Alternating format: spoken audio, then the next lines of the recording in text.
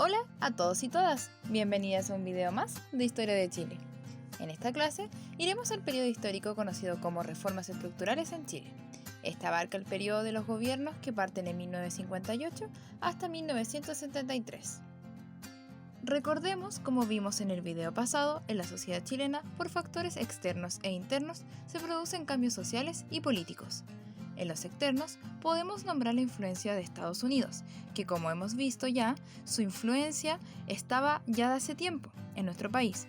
Y ahora, bajo el contexto de la Guerra Fría, podemos decir que Estados Unidos influencia tanto en lo económico, como con sus misiones, como vimos, en lo político, influyendo en cada gobierno de este tiempo, y en lo social, trayendo un estilo de forma de vida gringa. En los internos, podemos hablar de los cambios sociales ya que se experimentan en esta época. Estos van vinculados con una intensificación de la migración campo-ciudad, lo que lleva muchas veces, como vimos en el video anterior, al surgimiento de poblaciones callampas, y esto a su vez genera un aumento de la marginalidad. Por otra parte, tenemos una consolidación política y social de los grupos populares medios, y además un creciente protagonismo político y público de las mujeres. En cuanto a los cambios políticos, podemos hablar, como dijimos, de un desplazamiento del centro político desde el Partido Radical hacia la democracia cristiana. Además, recordemos que se aplicaron varias reformas electorales, lo que generó un aumento del electorado nacional. Esto llevó a polarizar las propuestas ideológicas de los partidos, además de diversificarlas. Por otra parte, esto último también se vio muy influenciado, ya que recordemos que teníamos la influencia de Estados Unidos y de la Revolución Cubana, que al llegar estas ideas a nuestro país dividen a la población. Cuando hablamos de reformas estructurales, nos referimos a una serie de cambios ocurridos durante la década de 1960 hasta principios de 1970.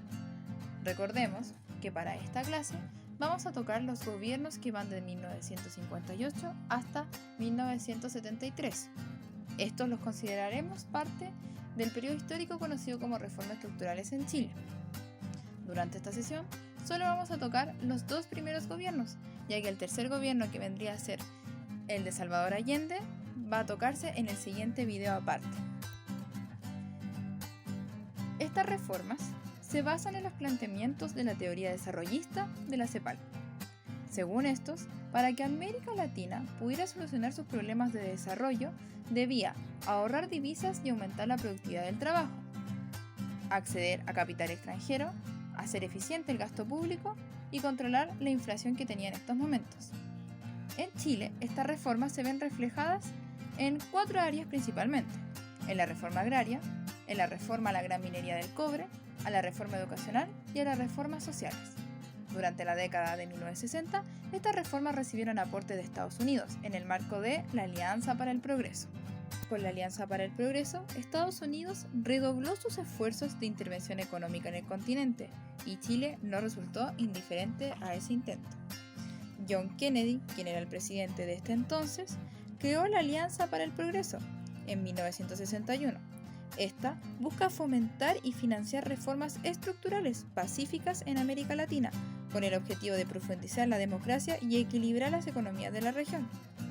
Pero si analizamos un poco más esta idea, podemos ver que Estados Unidos también buscaba evitar la cubanización de América Latina, es decir, el triunfo de procesos revolucionarios similares al de Cuba. El triunfo de la Revolución Cubana significó una gran derrota para Estados Unidos, más aún, ya que, como hemos visto, no solo era su zona de influencia, sino que había ocurrido en su patio trasero, Latinoamérica, como se le decía. Por lo tanto, Estados Unidos comienza a ver qué es lo que hay en Latinoamérica que puede dar un ambiente óptimo para generar revoluciones, llegando a la conclusión que lo que hay en Latinoamérica es pobreza. Esa pobreza generaría revoluciones. Por lo tanto, la Alianza por el Progreso iba en busca de ayudar financieramente a estos países. ¿Para qué? Para en el fondo luchar contra la pobreza. Y al luchar contra la pobreza, podían de esa forma evitar que en esos lugares hubieran revoluciones y asimismo evitar más pérdidas de su poder. Paralelo a esto, también existió lo que se conoció como la Doctrina de Seguridad Nacional, en donde Estados Unidos les enseña a los altos mandos del ejército tácticas de guerra y de tortura en la Escuela de las Américas en Panamá, buscando así controlar las revoluciones comunistas en los correspondientes países. Esta la vamos a tocar más adelante también. El primer presidente de estos gobiernos es Jorge Alessandri Rodríguez, quien llega a la presidencia luego de su triunfo por mayoría relativa en 1958, finalizando su periodo en 1964. Durante su gobierno apela a un programa de tipo liberal para modernizar la economía. Para detener la inflación, cambia la moneda oficial, estableciéndose el escudo. En 1960 ocurre el terremoto de Concepción y Chiloé, acompañado de un maremoto en Valdivia.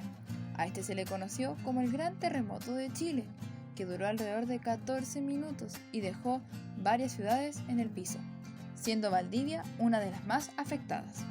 Por lo tanto, debe iniciar el proceso de reconstrucción del país tras esta catástrofe. Además, inicia el proceso de reforma agraria, también conocida como la reforma del macetero.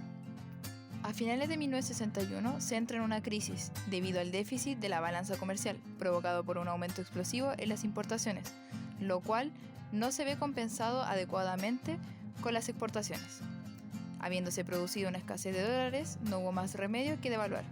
Las medidas liberalizadoras se reinvirtieron completamente. Esto ocasionó un agudo descenso en las inversiones industriales en 1962 y una nueva devaluación que desató un ciclo financiero que elevó el costo de la vida en este momento. Las industrias, que se habían endeudado en dólares para modernizar sus equipos con las continuas devaluaciones, entraron en una aguda crisis financiera y algunas de ellas quebraron.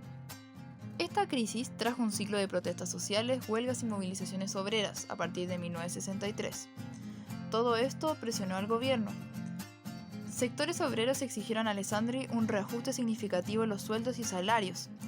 De este modo, la política económica de Alessandri vio su dulce y agraz a lo largo del periodo presidencial. El final del gobierno de Alessandri terminó con una caída abrupta en su popularidad que había tenido al comienzo de este mismo periodo. Con el gobierno de Alessandri podemos ver que ocurre un giro. Pasamos de gobiernos de centro-izquierda a un gobierno de derecha. Durante su gobierno, como dijimos, aplica una modernización de la economía de carácter liberal. Esta iba destinada esencialmente a detener la inflación galopante y con la idea fija de hacer un gobierno suprapartidos. Por lo tanto, puso en el gobierno el lugar estratégico a hombres de negocios y gerentes de empresas, por lo que se ha llamado este periodo la hora de los gerentes. Un suceso clave para entender el comportamiento de las próximas elecciones presidenciales es el naranjazo. Esto ocurrió en 1964, en las elecciones para definir el diputado por la agrupación departamental de Curicó y Mataquito, en donde tanto la derecha como la izquierda lo tomaron como un medidor para las elecciones presidenciales que se aproximaban. Sorprendentemente, para la opinión pública, gana el candidato del Frente de Acción Popular, el FRAP, el socialista Óscar Naranjo, de ahí el nombre, el naranjazo. Frente a este resultado, se llegó a la conclusión que sí era realmente posible que en las próximas elecciones presidenciales ganara un candidato de izquierda.